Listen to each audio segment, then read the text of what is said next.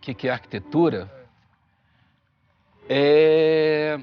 A arquitetura para mim é uma coisa muito ampla. É uma relação do homem com o meio ambiente.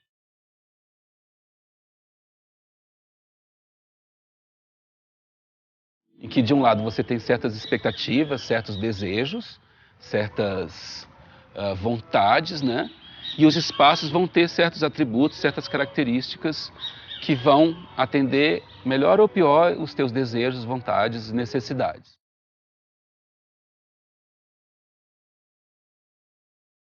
Eu acho que não precisa nem ter construção para ser arquitetura. Eu acho que uma praia pode ser arquitetura. Quer dizer, se eu tenho, uh, quero um lugar com certas características, eu selecionar um sítio, selecionar um espaço para mim já é uma decisão arquitetônica.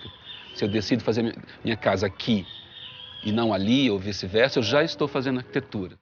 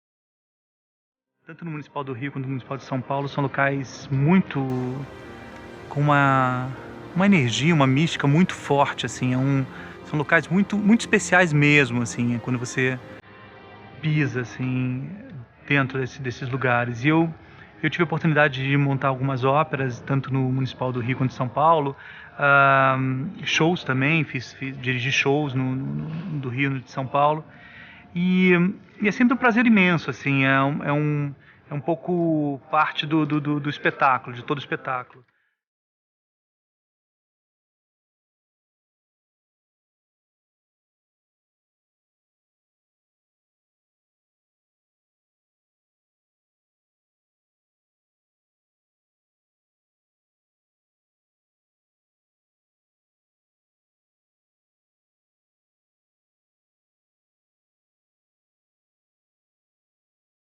Grandes companhias e grandes atores, e especialmente de ópera, de recitais, estiveram por aí. A gente pode citar uma série deles: Sarah Bernard, Toscanini, Stravinsky, Villa-Lobos, Bidu Sayão, Isadora Duncan, enfim, todos os grandes nomes, né, passaram pelo Teatro Municipal.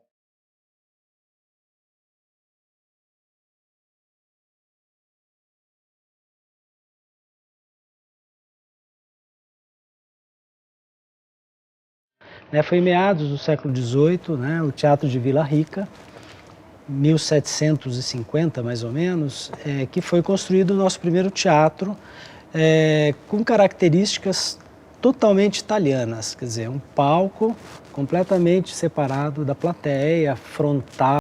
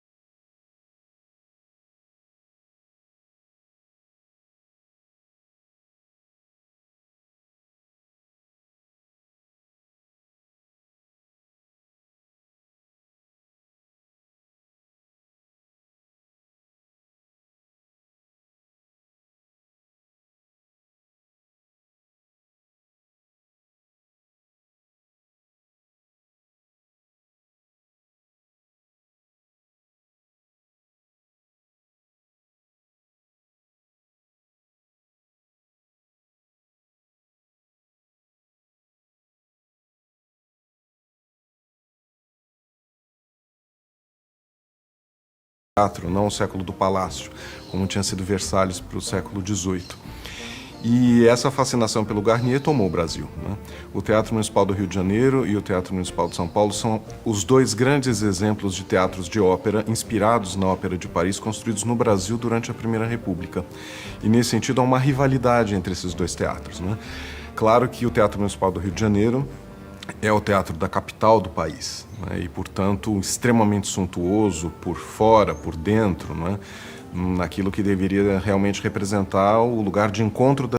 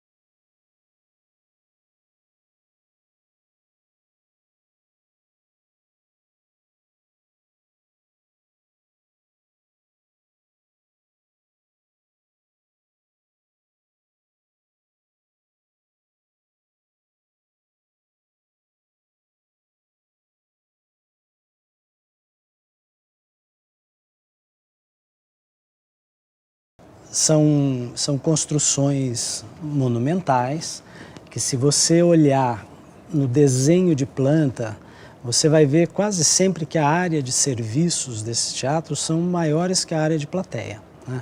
Mas normalmente ele tem uma conformação que se repete, que é a chegada de um foyer no nível térreo, para a chegada do público. Normalmente eles têm um acesso para um segundo nível, onde a gente tem um segundo foyer, que é um foyer mais sofisticado, fechado, que normalmente é uma espécie de sala de atos, um lugar mais requintado, com mobiliário, com objetos de arte, normalmente com vitrais, né, que é um lugar onde se faz encontros, né, porque havia muito a coisa do encontro social.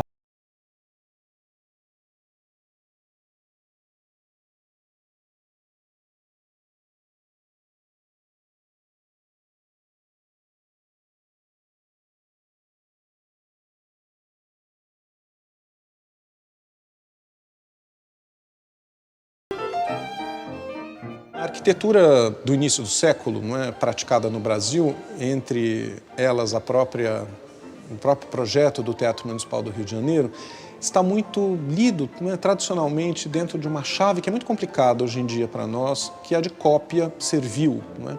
Como se esses prédios não tivessem criatividade, como se eles fossem uma extensão da Europa no Brasil, como se, ao fim e ao cabo, eles não fossem arquitetura brasileira. E nós devemos resistir a esses apelos, não é? Nós só conseguimos entender a importância da Ópera de Paris se nós conseguirmos também perceber quantas vezes esse projeto foi citado e transformado no mundo, né? A Ópera de Paris é importante não só porque ela está lá, na cidade de Paris, mas porque ela impactou tantos outros prédios, que não são cópias, mas que se inspiraram nelas, né? E nesse sentido, o Teatro Municipal do Rio de Janeiro, longe de ser uma cópia servil, é um prédio projetado no Brasil, né? Que atende especificações locais, né? Projetado por um profissional brasileiro, que estava em sintonia, não é, com a formação europeia, com os circuitos europeus de produção arquitetônica, mas que produziu uma criação nova.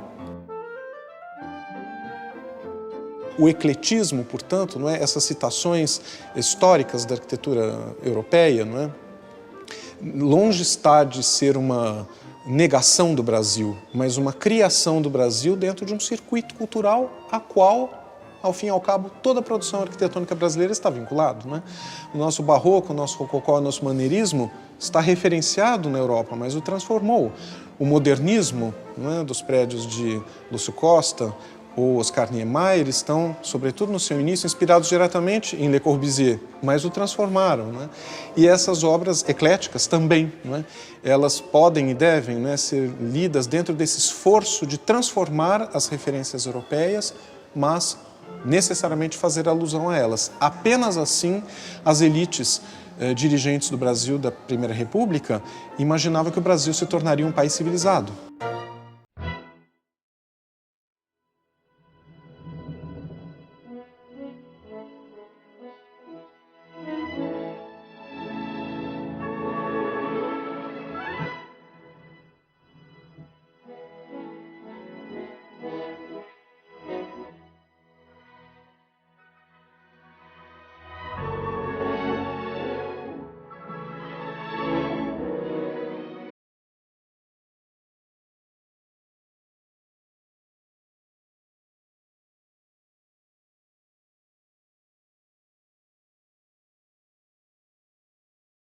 O tema da relação entre pintura e decoração é sobretudo da grande pintura decorativa pública, não é? Nos edifícios públicos, é um tema fundamental em toda a cultura do século XIX, desde o começo. Não é, digamos assim, é muito, digamos assim, in un certo sentido miope pensare che seja um interesse só da cultura contemporânea e moderna. No caso do Brasil, eu diria que esse é um lado particularmente importante da produção dos artistas da época da República.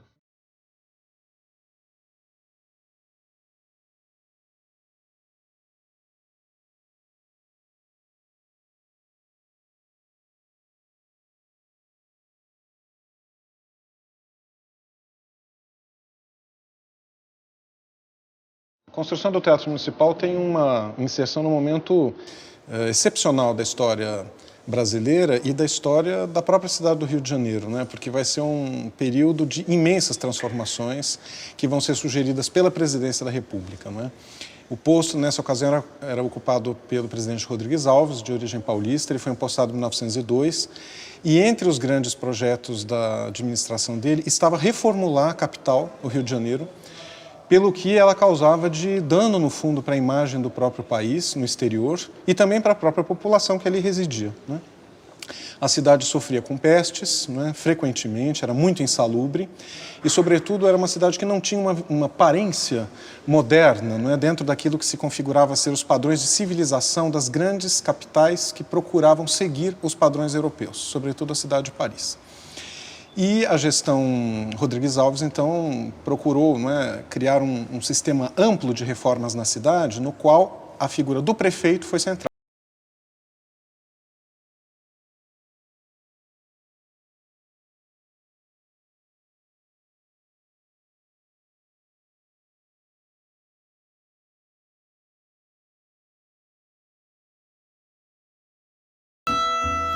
Então quem começou a pensar esse teatro, na verdade, foi um grande dramaturgo, Arthur de Azevedo, já no final do século XIX, a partir de 1896, ele começa a escrever manifestos, a batalhar pela construção de um teatro dessa natureza. Ele não conseguiu muita coisa, mas conseguiu que uma lei fosse aprovada que esse teatro deveria ser feito.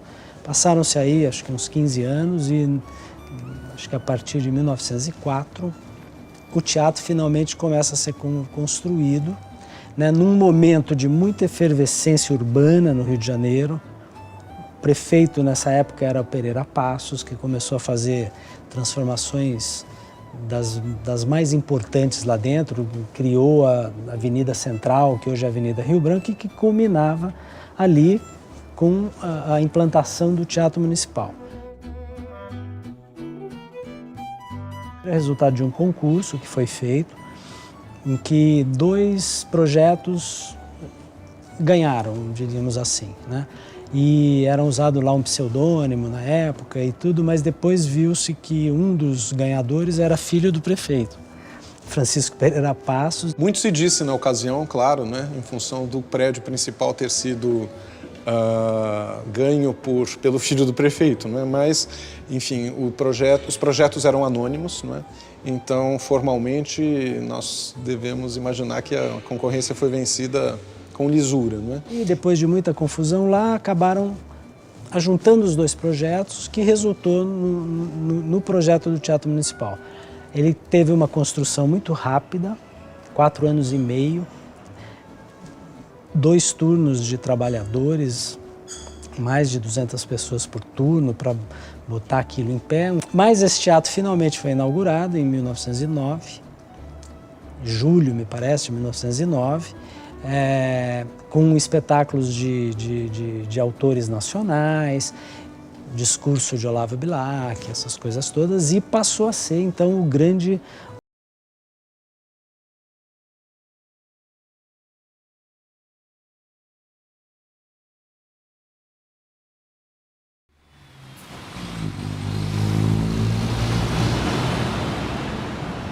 O Teatro Municipal do Rio de Janeiro está situado numa praça, em frente a uma praça, e ao lado da principal avenida da Belle Époque, no Rio de Janeiro, que é a Avenida Rio Branco.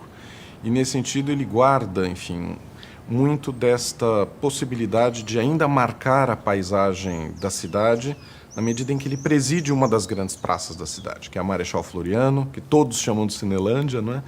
E que é ornada, enfim, por outros grandes prédios da Primeira República, o Museu Nacional de Belas Artes, a Biblioteca Nacional, Palácio Pedro Ernesto, o antigo prédio do Supremo Tribunal Federal, enfim, é um conjunto no qual o Teatro Municipal do Rio é a grande figura, dourada, não é? Com os seus telhados de cobre, esverdeados, enfim, é um ponto focal, não é, da Avenida Rio Branco e da própria Praça Marechal Floriano. E é claro que o projeto vencedor, aquele que está lá construído, né, tem realmente uma proximidade muito grande com isto que se esperava dos teatros nesse período do mundo, que era, de alguma maneira, fazer uma referência direta à Opéra Garnier, ao Palais Garnier de Paris, e naquela divisão clássica, não é, da Opéra Garnier, que é o foyer, não é, a sala de espetáculos e, por fim, a parte técnica do teatro, né? Esta divisão se vê por fora, na verdade, as 3 divisões grandes do teatro, que foi consolidado no Palais Garnier, foram retomados por inúmeros projetos de teatro no mundo, não é?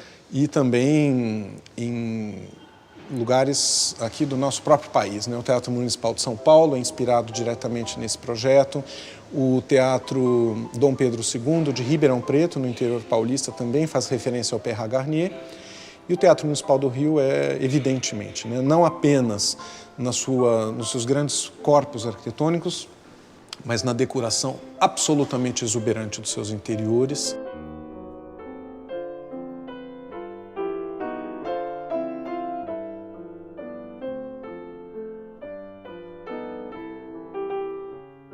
a composição arquitetônica, a decoração arquitetônica do edifício deve ser composta com como posso dizer, uma decoração cromática que acompanhe o seu caráter e comunique ao espectador não só o conteúdo ideológico da construção, mas também o caráter de quem a encomenda, as intenções de quem a encomenda. Nesse caso, justamente, a prefeitura, no caso do Teatro Municipal, a prefeitura do Rio de Janeiro, e, portanto, tem todo atrás um discurso ideológico de reforma urbana, de progresso, etc., etc., que a gente vê perfeitamente realizzato tanto no pano di bocca como nas decorações do foyer.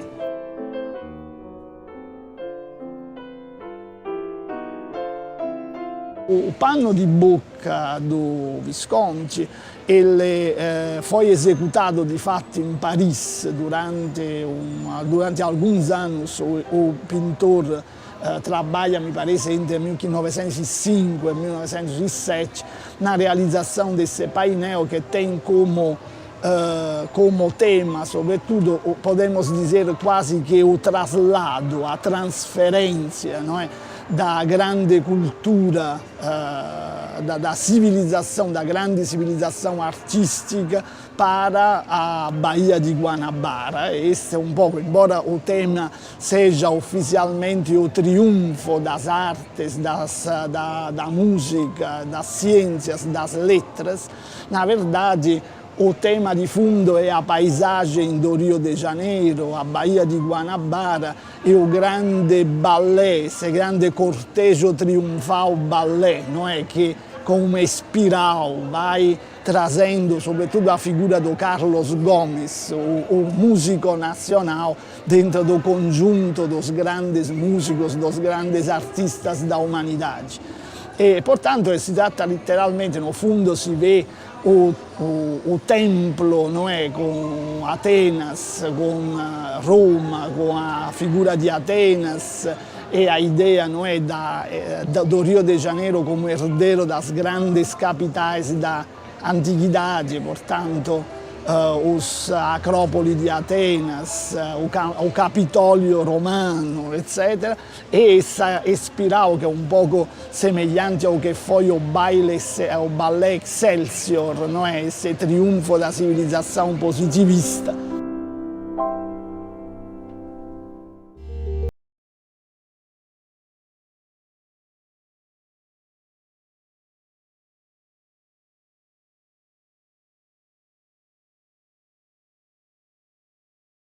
Trazidos da Alemanha, mármores europeus em grande profusão, um luxo interno que nenhum dos outros teatros brasileiros chegou a ter, né? E, sobretudo, adornado com obras de grandes artistas do Brasil, como os irmãos Bernardelli, e, sobretudo, as obras, né, de intenso impacto, que são as de Eliseu Visconti, né? Que fará, talvez, a obra mais notável do teatro, que é a decoração do plafond, né? A Dança das Horas, que segue o Carro de Apolo, uma obra em que ele utiliza traços pontilhistas e é um dos grandes momentos da pintura decorativa e da pintura, não é, por si só, da nossa República Velha. Né? Bernardelli, eu quase sugeriria que faz um tipo de decoração em que si insere un elemento quasi ironico também, no? A figura da commedia che si giunta con la figura da danza, da tragedia, etc. E a decoração arquitetônica ela assume um elemento às vezes um tanto quanto extravagante, não é? De um lado tendente um pouco ao Art Nouveau, si vê que o escultor tem uma ligação, não é, com esse tipo de cultura decorativa, mas ao mesmo tempo uma interpretação desses modelos franceses muito mais, de um lado mais leve, do outro lado mais quase com uma certa intenção paródica por certos aspectos, que torna essa decoração muito interessante, porque na escultura monumental Bernardelli é capaz de introduzir elementos tirados da gráfica, do desenho, às vezes da caricatura, que tornam a decoração muito interessante.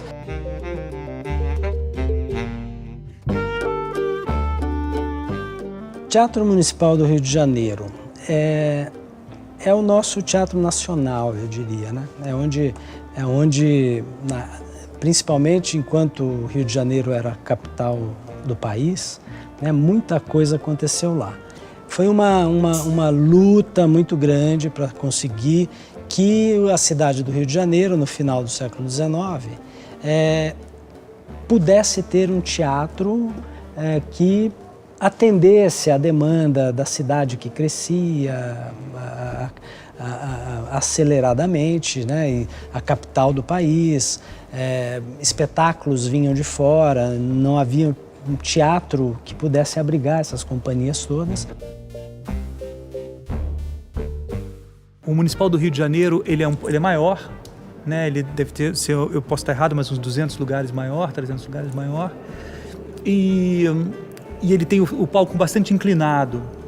Então a gente sempre que vai, como a gente monta nas dois lugares, a gente sempre tem que lembrar disso. O palco do Municipal do Rio é inclinado, o que traz uma característica totalmente especial, diferente e especial para a maneira com que você pensa o cenário, que você pensa como lidar com aquele palco, com a maneira como ele é. Porque ele é bastante inclinado, né? Eu não sei, eu devo estar falando alguma bobagem, mas ele deve ter o quê? Uns 8 graus assim, de inclinação, 10 graus de inclinação. 10 eu acho que é demais, mas é bastante.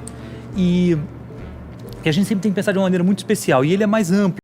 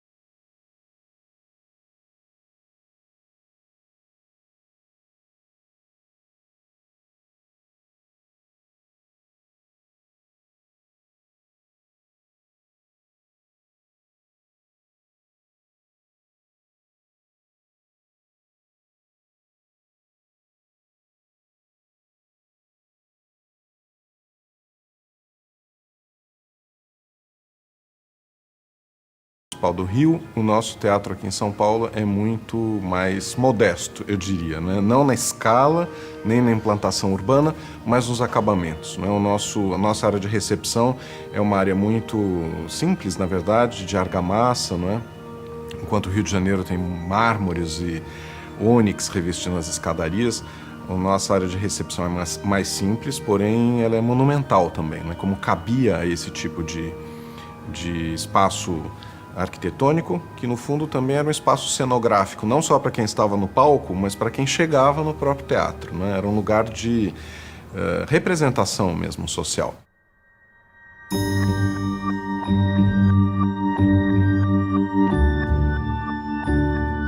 Acho que uma das coisas mais notáveis para mim com relação, principalmente ao Teatro Municipal de São Paulo, se comparar com outros prédios de arte desse mesmo período, é que, apesar de ter completado 100 anos, ter sido restaurado do jeito que ele era no começo do século XX, ao entrar no Teatro Municipal, você não sente que está fazendo uma volta ao passado.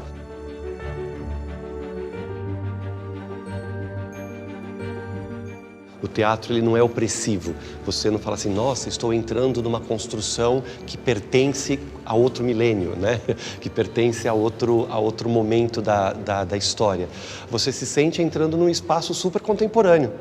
Ele faz parte da cidade, ele te acolhe. Ele tem algo na própria estrutura, no colorido dele, que é extremamente agradável e receptivo. Eu acho ele muito menos opressivo que o Teatro Municipal do Rio de Janeiro, que é muito maior em termos de construção. Eles são mais ou menos do mesmo período, mas acho que os mármores, a construção, o tamanho das coisas no Rio de Janeiro, eu sempre tenho aquela sensação que eu estou entrando num lugar que eu devo devo fazer referências, né? Aqui o Teatro Municipal de São Paulo, ele sempre me acolheu de uma maneira bastante simpática e acho que é todo mundo que entra, porque nós temos tido um público muito jovem que vem para o teatro para conhecer o espaço, para conhecer a programação.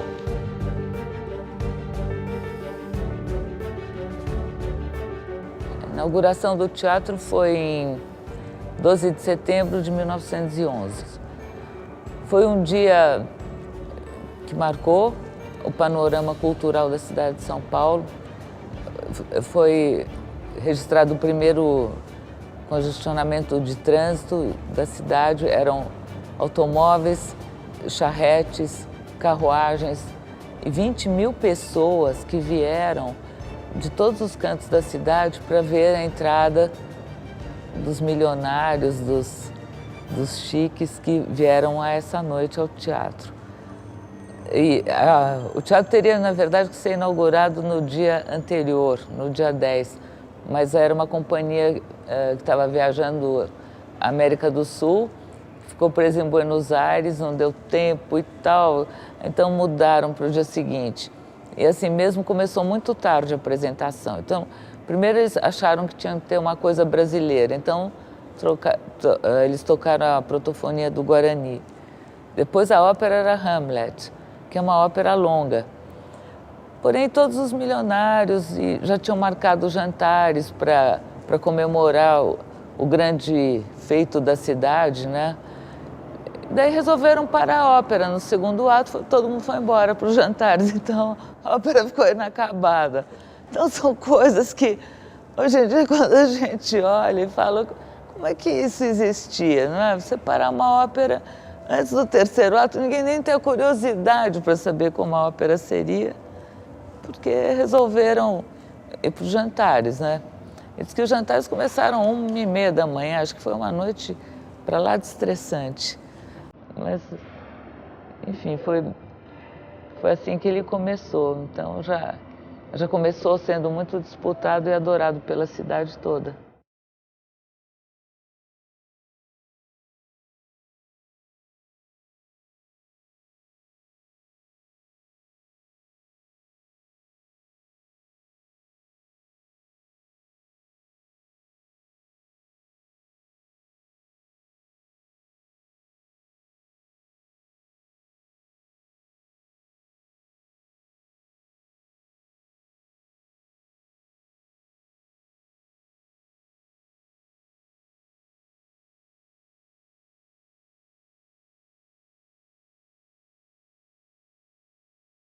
Os primeiros teatros, eles eram construídos já nessa característica, né? Na frente do palco que a gente chama de plateia. Hoje em dia, a plateia é um lugar nobre, mas bem no começo dos teatros italianos, lá no século XVII, plateia não tinha nem cadeira, as pessoas iam para ficar de pé na plateia. Os lugares nobres eram os camarotes que ficavam nos balcões, que ficavam na parte da frente do teatro. Esses continuam sendo os lugares de melhor audibilidade.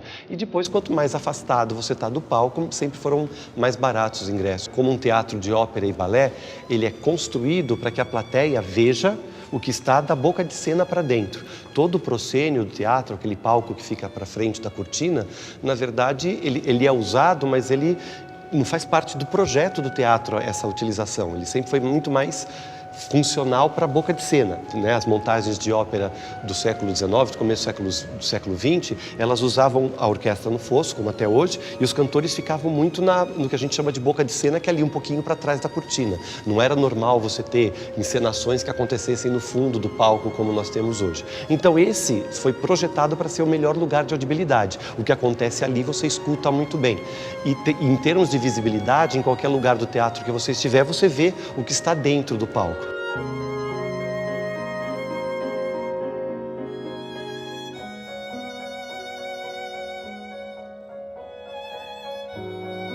O teatro ele não apagava a luz da plateia, né? Tudo ficava aceso.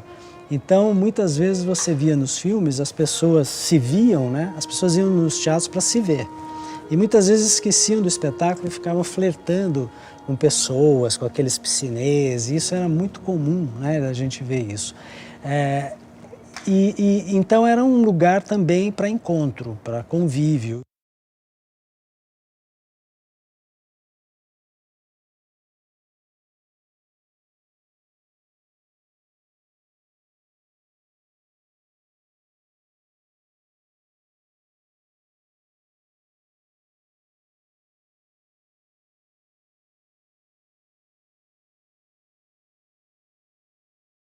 E apagar a luz da plateia é uma coisa muito marcante. A gente não se dá conta de quanto que isso é forte para um espetáculo. Porque na hora que apaga a luz, você se sente intimidado a parar de falar e olhar para o único foco de luz que existe, que é o próprio palco. Você para de olhar para o lado, você quer olhar para lá. Imagina quando o teatro ficava aceso o tempo todo, isso era um estímulo às pessoas conversarem durante o espetáculo. Era uma coisa normal nas óperas barrocas as pessoas ficarem lá comentando e batendo palma. Por isso que também tinha muito comentário, muita vaia. A gente ouve essa história dessas coisas todas que aconteciam na ópera do século XVIII, né? Das pessoas vaiarem, aplaudirem, comentarem, porque as pessoas estavam autorizadas a isso, estava sendo visto por todo mundo ali na plateia, né? Você era um foco tão visível quanto o foco do palco. Na hora que a plateia apagou e acendeu uma luz no palco, todo o foco da plateia, todo o foco do público fez assim.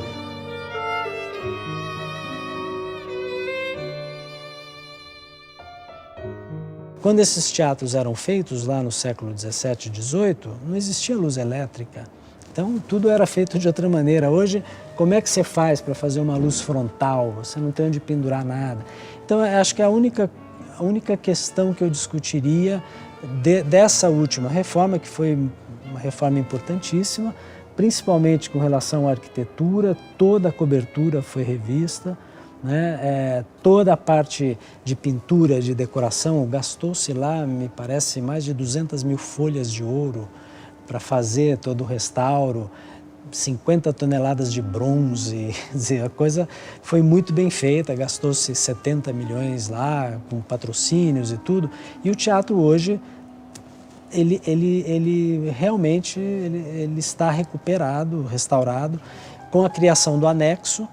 Se não me engano, no final dos anos 90 foi construído um anexo para atender os corpos estáveis, né, de balé, de música, salas de ensaio, figuração de ópera e a central de Inhaúma, que já havia sido criado, que atende toda a demanda técnica, construtiva, de cenografias, de acervo, de guarda e tudo.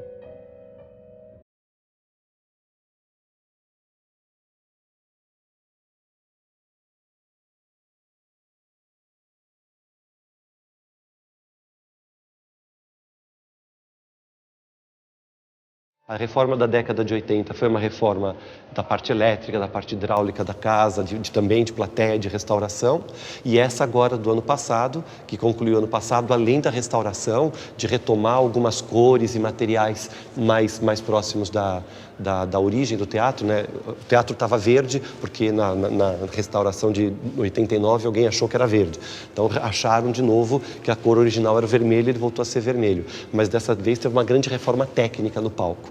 Não mudou a arquitetura do palco, mas todo o aparelhamento técnico do palco é completamente moderno, com varas de luz, varas de som, movimentação de fosso, instalação de controles eletrônicos e tudo mais. O Teatro Municipal de São Paulo tem pontes, né? O palco é dividido em 5 grandes elevadores que podem subir alguns até 3, outros até 6 metros de altura. Eles também descem. Então, hoje em dia, esses controles são todos eletrônicos com motores elétricos. Antes da reforma de 50, eram caldeiras a óleo. Então, alguém tinha que ficar lá embaixo esquentando a caldeira, puxar uma manivela para fazer isso subir, tinha que ficar de olho para ver se o palco estava no lugar certo e parava. Isso fazia parte de uma característica de um momento. Então, apesar do prédio estar com a sua configuração do início do século passado, muito da parte interna, elétrica, hidráulica e principalmente a parte técnica está renovada e completamente moderna. Não existia essa possibilidade para alguém pensar, né? E a partir do momento que a tecnologia evoluiu e pôde, no começo a tecnologia foi feita para corrigir os problemas das salas. Na hora que a tecnologia está bem desenvolvida, você já pode usá-la no projeto das próprias salas, né? Então, para o teatro, para esses prédios mais antigos, você usa a tecnologia para adaptar uma necessidade contemporânea. Mas tem muitos teatros novos pelos mundos que já são projetados com um controle de reverberação eletrônico. Quer dizer, você pode alterar essa reverberação de acordo com o espetáculo que está sendo feito no palco. Se você tem um grupo de câmara pequeno, você precisa de uma certa sonoridade na sala. Se você tem uma orquestra de 120 pessoas, você precisa de outra. E um único espaço físico não consegue se configurar para isso. Então, tem muitos teatros que já são organizados para funcionar dessa maneira.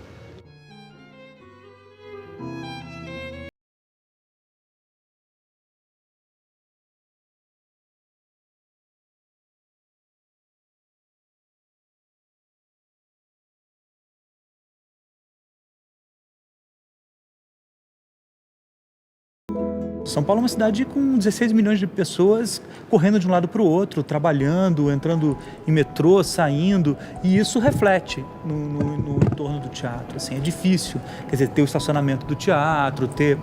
Né? E os espaços que são paralelos, assim, que são, digamos, ao palco principal, eles acabam sendo improvisados e sofrendo muita alteração de acordo com a necessidade tanto da casa, da quantidade de produções, da quantidade de trabalho a ser feito aqui dentro, quanto ao redor, sem dúvida nenhuma, quanto ao que você tem que, de alguma maneira, movimentar ao redor do palco principal. Então, isso sim, nesse caso, é uma administração muito diferente da administração projetada para o teatro há uma centena de anos atrás, né? Isso é outra coisa, você tem que lidar de alguma maneira, né? O que você precisa hoje é completamente diferente do que você precisava naquele momento. Então, eu diria que a gente sente muito menos isso no palco a gente tem, o tempo atravessa muito melhor do que ao redor dele.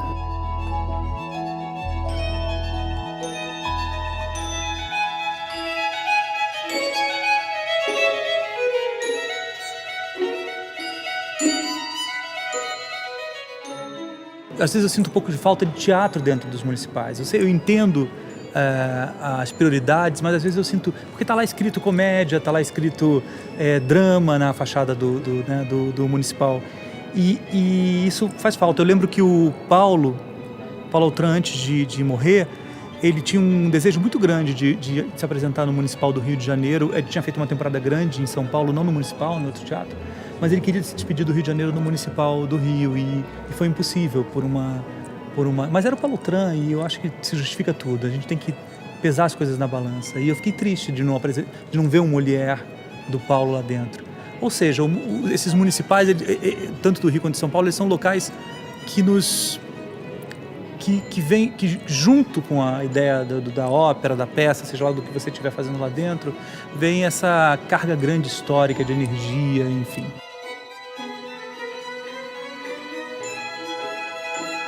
Eu lembro muito aqui também no de São Paulo, antes da reforma ele era verde, né? Ele tinha um verde meio acinzentado e isso ficou na minha memória. Às vezes eu entro no Municipal depois da reforma e ele tem a mesma cor ainda, não sei porquê. Aí eu levo um susto e eu vejo a nova cor que é linda também, mas que um dia vai ficar na memória das pessoas que frequentam esse Municipal. O daqui parece mais uma caixinha de joias, ele é menor, parece que a madeira, eu vejo mais a madeira dentro do Municipal de São Paulo do que eu sinto no Rio. Eu sinto mais o piso, a cadeira, eu sinto as partes de madeira dele mais presentes, assim. O Rio tem aquela cúpula maravilhosa, e o lustre lindo, assim, o teto do Rio. O Rio ele tem uma influência muito grande do Opéra, né, de Paris. Então ele tem essa sensação assim de muito semelhante ao quando você entra no Opéra. Foi, eu acho, muito pensado nisso, né? E o daqui eu sinto maior intimidade. E para quem faz e para quem está no palco, existe uma diferença também de projeção entre os dois, assim, bastante grande, assim. Pelo Municipal de São Paulo ser um pouco menor, você sente mais a verticalidade dele. Não sei se eu estou me explicando, mas você canta de alguma maneira, você sente mais... quem assiste olha mais para o chão e quem está no palco olha de alguma maneira mais para os balcões. O do Rio ele é um pouco maior, ele é um pouco mais cilíndrico, não sei se eu estou falando geometricamente certo, mas eu lembro dele ser um pouco mais profundo. Você consegue de alguma maneira projetar mais a tua atuação, né, profundo, é menos vertical, assim. É como se o Municipal de São Paulo fosse feito para Beckett, na solidão vertical entre o homem e Deus, e o do Rio, do Harold Pinter, entre homens com homens, uma solidão horizontal, assim. Eles têm essas características que diferem, assim, mas eu realmente, se você me colocar uma arma branca no meu coração e falar assim, qual que você prefere, eu não vou conseguir te responder, mesmo.